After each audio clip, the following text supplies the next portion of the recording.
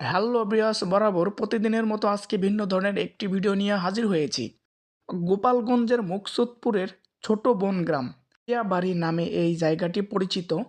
শত বছরের তমাল গাছটি এখনও দাঁড়িয়ে আছে। শত বছরের পুরনো বাড়িটিও এখনও দাঁড়িয়ে আছে।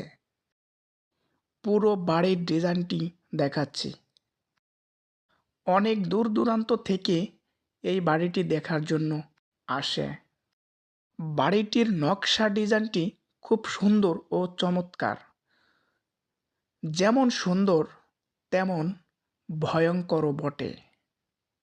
খুব নির্জন জায়গা, লোকের তেমন সমাগম নেই এবং বাড়িটির ভেতরে কোন ধরনের প্রাণী বাস করে সেটিও আপনাদেরকে দেখাবো।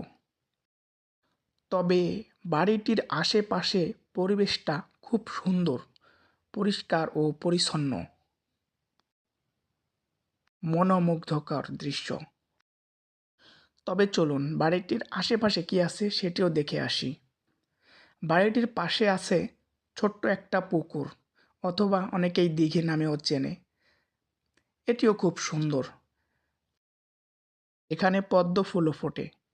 তবে চলুন আমরা দেখে আসি বাড়িটির ভেতরে কোন প্রাণী বাস করে।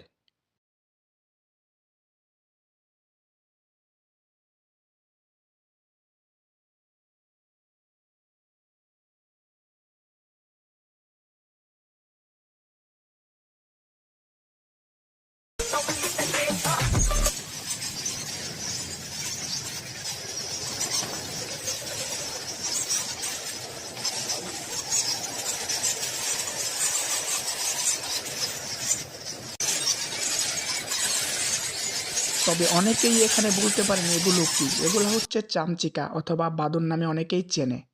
এটা একটি মঠ, না কি এটা বলতে পারবো না আমি, তবে ভিডিও করে নিলাম। এর পাশে আছে একটা ছোট্ট কুমার নদ। নদীর ওপার দেখা যাচ্ছে বানাসুরদি স্কুল। তবে এখন চলে যাচ্ছি আমরা বনগাঁর বিখ্যাত মালাই চা খেতে।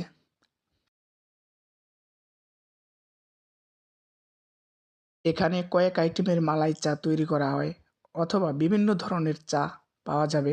খুব সুন্দর পরিবেশ ও দৃশ্যটা খুব ভালো, মানটাও খুব ভালো। আপনারা যে কেউ আসতে পারেন। উপচে পড়া ভিড়। ধন্যবাদ।